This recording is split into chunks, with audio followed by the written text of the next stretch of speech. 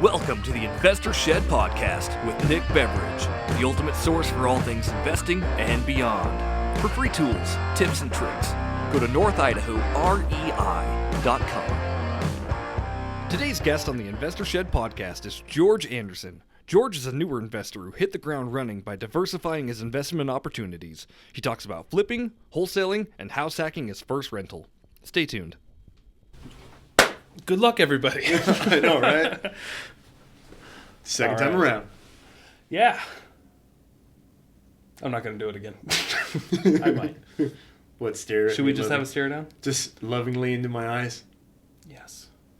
George Anderson.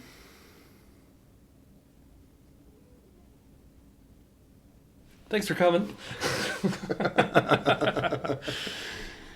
Good to see you. You too. Black t-shirt. You In too. case you're listening to this on audio, George Anderson came in with a black t-shirt on and jeans, and I am wearing the exact same thing. It's a successful choice of wardrobe. My brother from another mother. So tell me, how you been? Good, and yourself? Great. Busy as hell. I'm going to Mexico in a couple of days. So, just before you go on a vacation, everything's busy until you leave. So, I don't know how you ever feel like that just before you go on a vacation? I feel like I could never go on a vacation because when I come back, it's like I lost all the money I could have made, and then I still have to pay for all the bills for that time I was gone. Yeah. So it's like a double gut punch. Yeah. So, tell me about George Anderson. Where'd you grow up? I grew up in a small city, Redlands, California, down about 45 minutes east of LA. Oh, okay. What brought you up to the Northwest? You live in Spokane. Mm-hmm. Yeah, I always want to say North Idaho because we're filming this in Idaho. What brought you up here? My grandma lives in Post Falls, so I decided she's getting older, and so is my uncle and my aunts, and they kind of need some help around the house sometimes. So since I'm a handyman contractor, yeah. Well, that's nice of you. So you moved up here just for them? No, no, it wasn't actually how it all started. I moved up to Seattle area, Tacoma. Oh, okay. About 5 or 6 years ago. Yeah, traffic sucks over there. Yeah, I'm never going back there ever again. I know every time I have to drive through Tacoma, we just expect we're going to hit like 2 hours of traffic. And we usually do. It's kind of horrible. I don't know how people live there. And it's worse if you try to get off on the side streets. Everybody knows every single side street there, too, so you're backed up on the side streets, too. Oh, trying to avoid the highway traffic? Mm-hmm. Yeah. Okay, so you have family in this area. That's why you mostly came over here for a change and to help them out. So what got you interested in real estate investing? I work for a property management company over in Spokane, and I've worked for another one over in Tacoma too, but I sat down and talked to the owner of the company, and he kind of told me that he started doing flips on mobile homes about 35 years ago, and he said that's how he broke into the real estate world, and then it kind of piqued my interest, so I started looking into it, and I found Bigger Pockets. Oh, okay. Nice. So, and Bigger Pockets is, that's the website for it's like a Facebook for investors, kind of. Yeah. And they have a podcast as well, very popular one.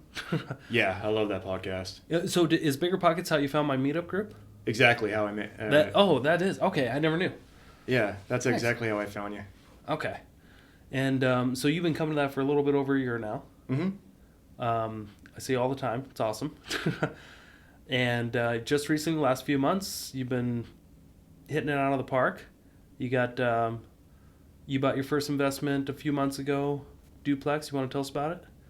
Yeah, I picked that one up about, I think it was in September, for a 256 thou.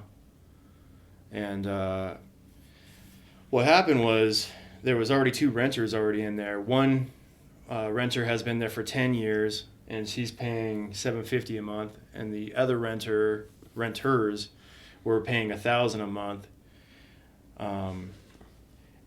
And what happened was when we were buying the house, we asked the owner to tell one of the residents to move out because since I bought it with a VA loan, I have to live there for a year.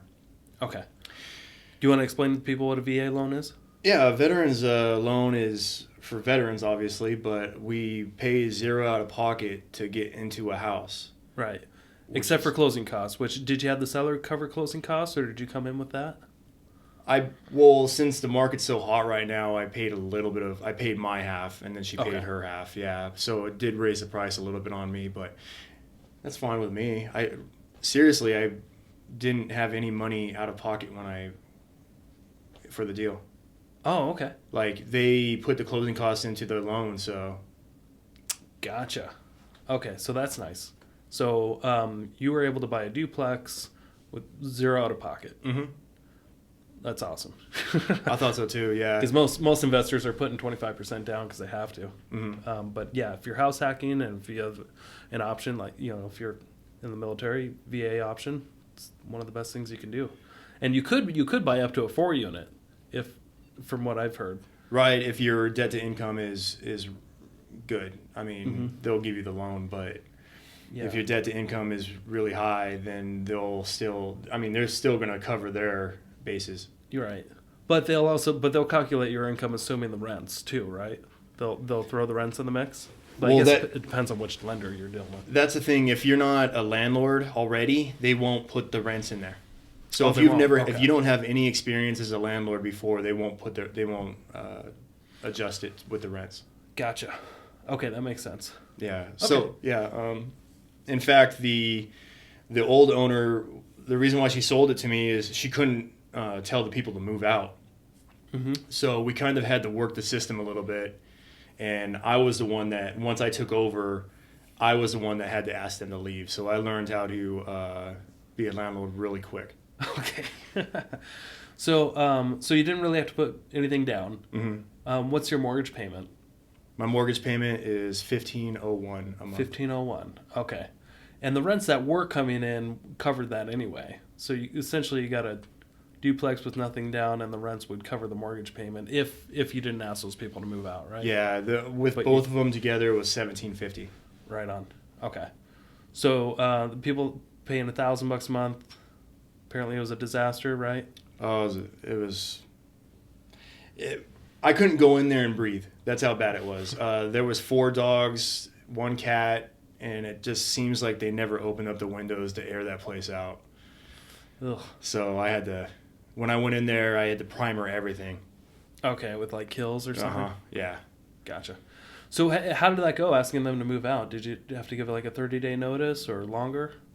Yeah, I let them stay for about 45 days. I gave them about a 45-day notice. Okay. I didn't have to do that, but, I mean... You're a nice guy. Yeah. Yeah, that's not good sometimes. It's harder for people when they have that many pets to find something else to rent, from what I've noticed. That was his main concern. He was really, really scared about that. But I mean, people make decisions, right? Mm-hmm. Yeah, they do. Some people decide to get a lot of pets, and that's not a good idea if you're renting a house. No. Yeah, you should own a house if you're a pet lover. Yeah, I agree. Yeah. Okay. So how long ago did they moved out? I'm guessing a few months ago, right? And then you've been in that unit working on it? Yeah, they moved out November 1st. Okay. It's about 3 months ago? Yeah. Ish? Yeah, right when I got back from Mississippi. Okay. How's it going so far? It's going pretty well, except for my house tried to do me in and put me 6 feet down a couple of weeks ago. Yeah. You punched through some tile? Yeah, and it went directly into my wrist. That was fun. Did you have to go to the ER or anything? Yeah. Went to the VA and they stitched me up and pat me on the backside and sent me home with some cookies and milk. That's so nice of them. I know. Yeah, it was very nice. So tell what happened. Really, what happened again? You accidentally punched through some tile, or you were demoing, or? Yeah, I was tearing out some. I was tearing my bathroom out, has an old 4x4 tiles, the porcelain tiles, and Mm-hmm. I Is didn't this on wanna- the wall or the? Yeah, the tile around the tubs around. Okay. So I was just pulling and pushing, and I could have used a crowbar, but me being who I am, I don't think. So I had my hand on there, and I was just wiggling it back and forth, and when I finally pushed, it broke, and it just really jagged and went directly into my wrist. Oof. Yeah, fun stuff. Could have been bad. Yeah, real estate's extremely dangerous. Yeah. Well, you survived that. Yeah, and my bathroom looks amazing. Right. Oh, did you retile it? It's already retiled. I retiled it with one hand. I was just plopping them up, man. Yeah. Nice. You can't stop me. There you go. So what's your plan with this house? I'm gonna fix my side up, and hopefully once this part is done, I'll feel comfortable enough to fix the other side up. But if my tenant doesn't want to move right now, I mean, she's already paying half my mortgage. I mean, I'm not in a really big rush to get her out. I could just start putting money into other deals for right now and fix it up little by little. So if you had to guess, how much money are you going to spend on your unit, and what can you rent your side for once it's to your liking? So far, I've added it up. It's I put about $2,800 into my side of the unit, or on my side, yeah. Oh, that's not bad. No, Okay. no, and then it should rent for 10 to 12 a month, 10. or 1,000 or 100 or 1,012 or Okay, or 1,200. 1,200. Yeah. Okay, gotcha. And how much more do you have to put into it, you think? I think I have to put about another $700 to $800. Oh, okay, that's nothing. No, I have to replace renovation the work. sliding glass door.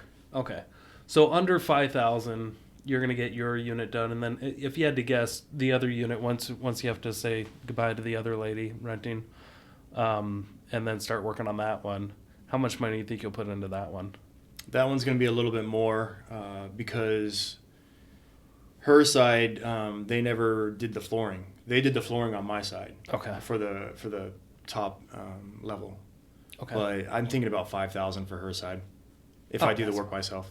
Okay, so you're gonna be under 10 grand, all in cash, because you got the house basically zero out of pocket with your loan and stuff. And then that side should also rent for 1,000 to 1,200. Yep, about the same. So let's say 1,100. So let's say you get 2,200 total, and your mortgage is about 1,500. Yep.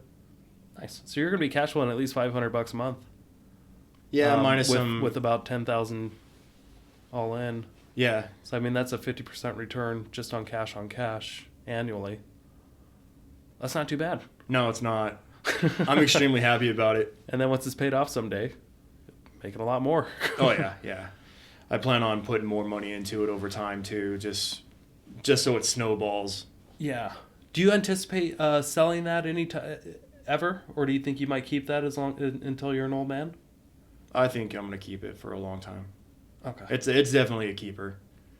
Have you done the math on what that thing could make you in 30 years? Have you used like the Bigger Pockets calculator tools and seen the pro forma for like what it will make you all in the next 30 years or so?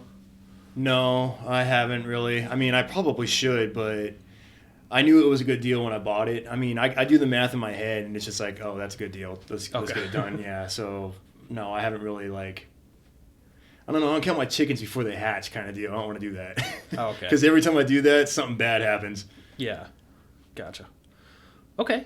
So and then you also got into wholesaling, or you're in it balls deep right now.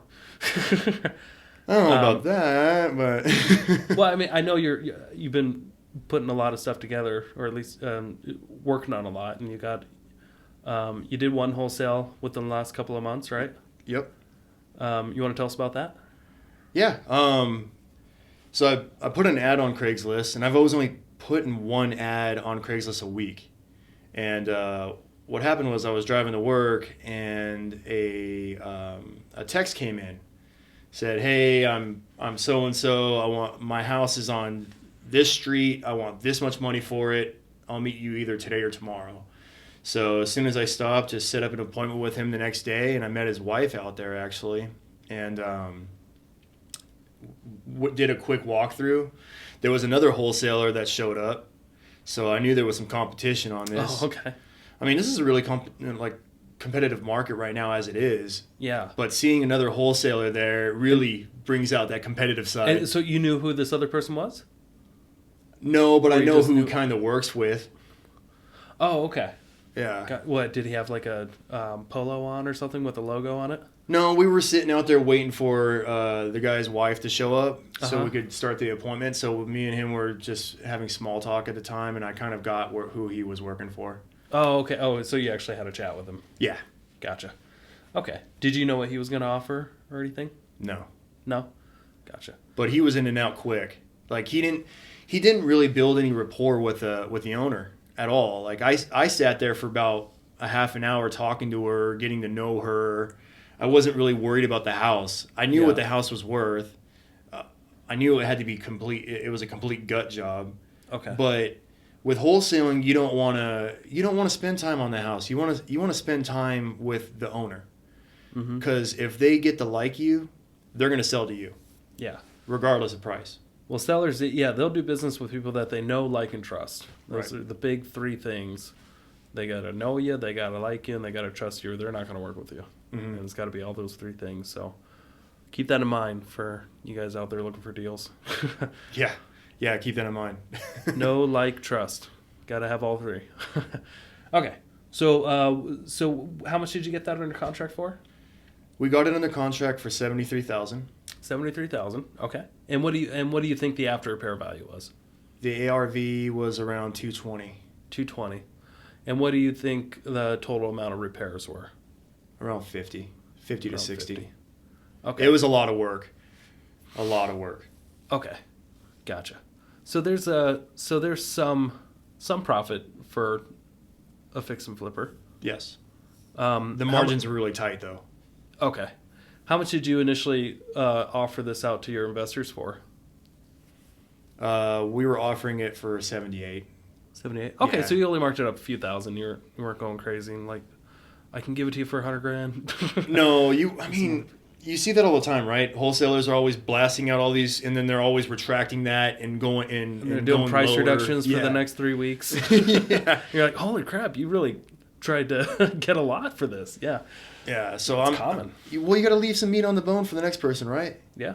Yeah. I mean, you don't want to be greedy in this business. People will know who you are. I mean, this is a small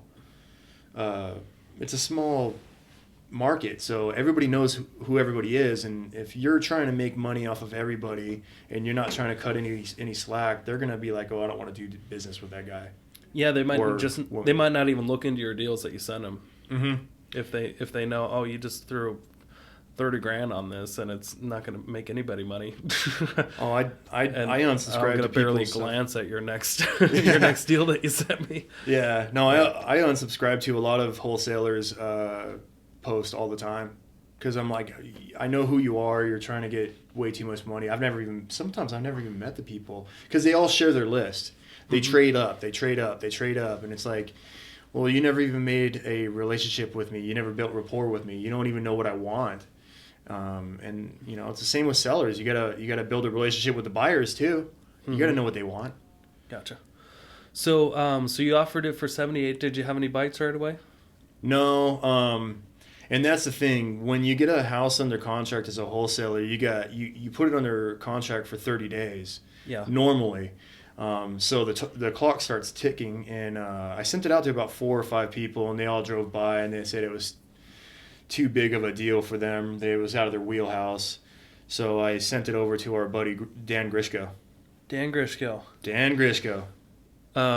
If you guys are wondering who the hell is Dan Grishko, check out our podcast episode number 2. We actually interviewed Dan Grishko. Cool Yeah. guy. How'd you meet Dan? I met Dan at one of your meetups. Actually, the first meetup that I went over here in Coeur d'Alene, my goal was to meet a wholesaler at your meetup. So Oh, he okay. was sitting right behind me. Perfect. Yeah, Circles. it was like the stars aligned, and Dan is just an amazing guy to begin with. Like he's a really good guy to be around, and he has this positive aura around him all the time. Like He does. A lot of energy. Yeah. too. yeah. Always in a good mood. Yeah, I actually had a meeting with him yesterday. Oh, okay. He called me up and he's like, "Hey, meet me over at Starbucks at 6:30 in the morning." It's like, okay, 6:30 in the morning. 6:30, man. It was like 2-hour meeting. It was great. Yeah. Man, if I didn't have kids, I can work a lot earlier. All right. So you decided to work with Dan on this one? Mm-hmm. And did he have any problems helping you out? No, I think he had it gone within a week. Okay. So I mean, what was that conversation like when you said, "Hey, I got a deal. Do you mind partnering with me on this one?" Or did he bring it up, or did you just ask for advice? Well, I mean, how did the partnership idea come up? we've been kind of talking about it before I even got a deal, that I wanted him to kind of walk me through the process, because I never took a piece of paper to the title company or a lawyer before, and it's kind of scary because, like I said, once you get that contract and the clock starts ticking, all sorts of things start going through your mind. You're like, okay, I need to get this done quick. I promised this person that I would get this deal done for them in a certain amount of time. So I just called him up and I just sent him over the contract, and he just shot it out to all of his guys. Okay. Yeah. Gotcha. All right. And then how long did it take him to find a buyer? I think it was about a week. About a week. Yeah. Okay. We closed within 30 days. Gotcha. And you got your full 78 that you wanted? Yep. We got it for 78. Okay. So it was a $5,000 assignment fee since we JV'd on it, which is a joint venture for all you people that don't know what's going on with that. JV. Get used to the term. Yeah. Get used to terms. Yeah. Acronyms. But we split it 50-50, and he was really happy because I brought him a deal out of nowhere, and I was really happy because I got a check mailed to me. Yeah. Awesome. Well, it wasn't mailed to me. I went and picked it up. Went and picked up. Okay, so you made $2,500, and if you had to guess, okay, so the time it took you to make the ad, the time it took you to respond to the text, the time it took you to go meet with the seller, the time it took you to write up the contract, the time it took you to send it out to your guys, and then it didn't work out, and then go and work with Dan on it. How much man hours would you say you put into making this $2,500? Now you say it like that. About an hour and a half. Hour to an hour and a half. hour and a half. Yeah, it wasn't that long. Okay. Have you ever made money like that before with that, putting that amount of time into something? No, I wish that was every day. It's pretty nice, huh? Yeah, it's extremely nice. Yeah, real estate is the vehicle to really build wealth in your life. Yeah, no kidding. So tell me about this deal that you're working on now. Yeah, I think it was like a week ago on a Monday. I get a call out of the blue. Hey, I saw your ad on Craigslist. I want to sell my house now. It's over here. Come and take a look at it. And you could kind of hear in their voice when they want to sell. Like they're really, really like they want to get rid of it. Yeah. And as soon as she told me that, I was like, can I come over right now and take a look at it? So I went and did a complete walkthrough. I told her, hey, the margins for the deal are really slim, but would you be okay with doing a subject to? Did she know what that meant? No, she had no idea. Okay. For those that have no idea, subject to, that's when you are purchasing a property subject to the mortgage staying in place, right? Yep. Okay, so basically you're going to buy her house, but you're going to take title but not pay off the loan that she has against the property. You're just assuming the loan. Well, we're gonna take on her payments. You're going to take on her payments, and not a proper assumption either. You're going to basically violate the due on sale clause, but people do it all the time. And so tell us a little bit more. So you told her about what a subject to was. How did she respond to that? She had no clue what it was. So what I did is I gave her some information about it. Told her, hey, you could do some research, and then decide if it's a good fit for you. If not, that's fine. I can help you find a real estate agent that might help you out in the process. But she called me up the next day and she was like, yeah, I want to do this. I trust you know what you're doing. Let's do this now. So how much down did you need to give her above and beyond the mortgage to motivate her to move out and stuff? She wanted $20,000 at first. When she told me that, I was sitting there and I kind of gave her the look like this. Okay, so it was in person. Yeah, it was in person. So she was like, well, maybe 15. And then as soon as she said 15, I was just like, She's like, okay, maybe 10. So I made 10 grand just by making two faces. Two faces. Well, you scratched the back of your neck too. Yeah. But you know what I mean, yeah. And when she said 10, did you say, okay, I can do that, or maybe, or? I said, well, yeah, maybe that's around what we can do. So I kind of shot back at her at 8,000. I said, oh, I could give you 8,000. Okay. And then she was like, can you do 9? I was like, yeah, 9's fine. But then she kind of got to thinking, and she's like, well, you know, I really, really need to get some more out of this. And I was like, well, I'll tell you what. We can give you a little bit more cash when we sell the house. How's that? And she said okay on that too. So okay, we're going to give her $9,000 to walk away from the loan. Okay. So that gives her some money to move and stuff? Yep. About $9,000. And then when we do finally sell the place, we'll give her $4,000 at the end. But we all know that people can't wait for money. Mm-hmm. They want money in their hand now. So what I'm going to do is I'm going to go back and negotiate that $4,000 down. Oh, okay. So you're going to offer, instead of paying her $4,000 at the end as well, hey, do you want a little bit more than 9? Yeah, I'll probably offer like 11 or something. I was thinking about another extra $1,500. Okay. Yeah. Yeah. Usually people jump at those things. Yeah, sometimes they do. So, and so you also need to take title. You can't just take over the note. Or so, are you closing this at a title company, or are you using an attorney? Yeah, we're going to use an attorney. Okay. Yeah. And what do you think the attorney is going to charge you to do this deal? Tell you the truth, I have no idea. Around $1,000 probably. Okay. I'm thinking around that. Gotcha. So, so you need to come up with about 10 grand to do this deal. Mm-hmm. About how much work does it need? Since I'm a contractor, less than that for me. Around 10,000. Another 10? Yep. Okay. And then what's this house going to be worth when it's fixed up? It'll be worth $229. $229. Okay. So you only need about 10 grand to get in, another 10 to fix it up, and you're going to have, almost $45,000 spread there. There's going to be closing costs, obviously, when you go to resell it with an agent and title fees and stuff, but that should be a pretty good deal. Yeah, we're going to pay off her loan, and she owes about $151,000.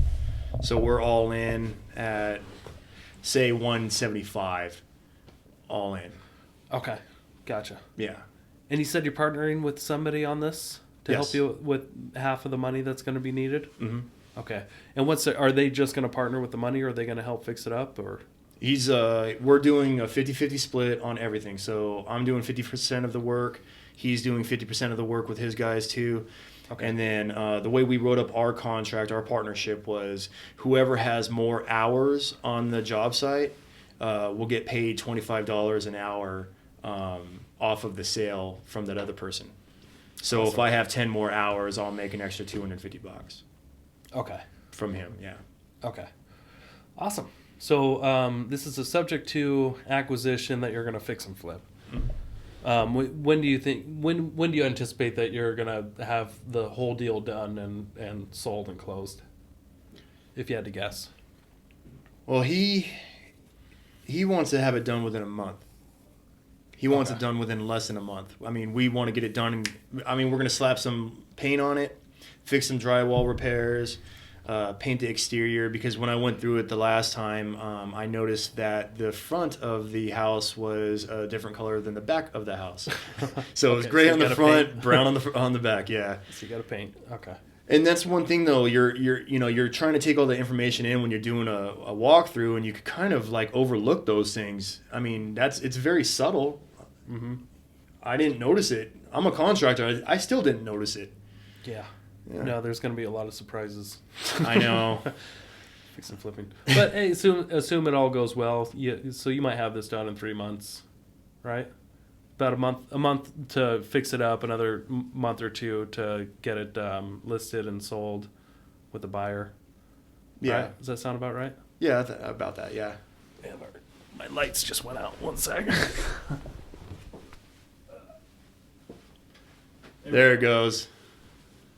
You wouldn't believe how often that happens. Okay, cool. So, so in the last few months, you bought a rental Yep. that you're house hacking. You're gonna keep that. Uh-huh. You did a wholesale, Yep. and now you're working on a fix and flip. Yep.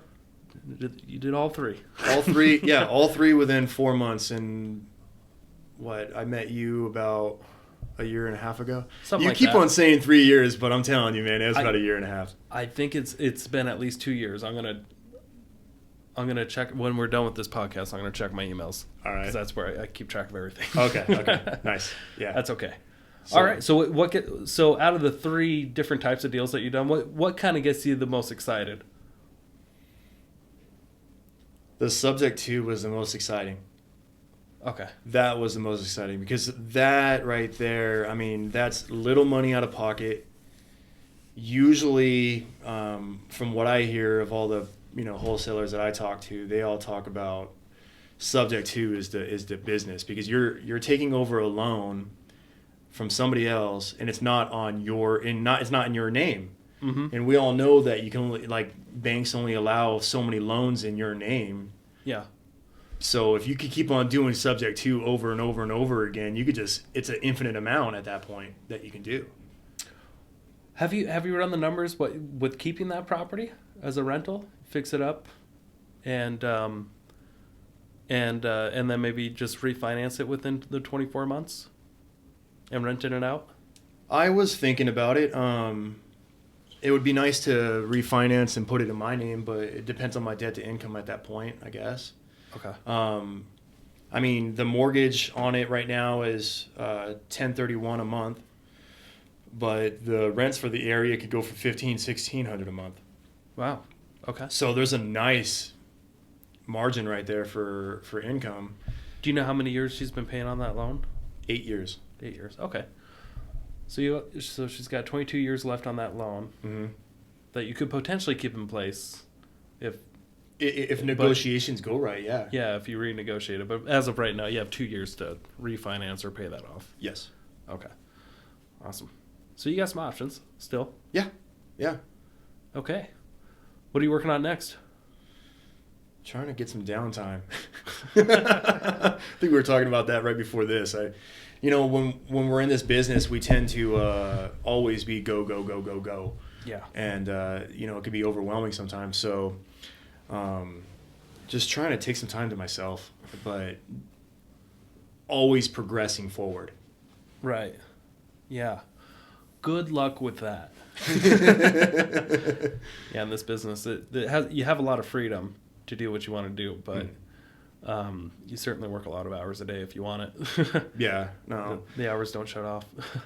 Well, I'm definitely going to keep on marketing. I'm going to keep on looking for houses, and I'm going to keep on looking for partnerships. Nice. All right. Well, if somebody wants to get in touch with you, how do they get in touch with you? Well, they could go to my website, 1776homerepairs.com, or they can, my phone number's on there, so I don't need to say my phone number. Go to my website, check it out. That was 1776homerepairs.com? Yep. All right. Perfect. Yeah, so. Thanks for coming on, George. Yeah. And wish you much success in the future here, and I'll keep tabs. Yeah. And I'm going to check my emails and see when I met you. I'm telling you, man, it was like a year and a couple months I think ago. it's been 2 years. We'll put it in the show notes. There we go. All right. Have a good day. Thanks for tuning in to the Investor Shed podcast. Please like the video and subscribe to the channel for instant access to all future episodes. If you or someone you know has investing experience or stories to share, reach out to us in the comments or via email.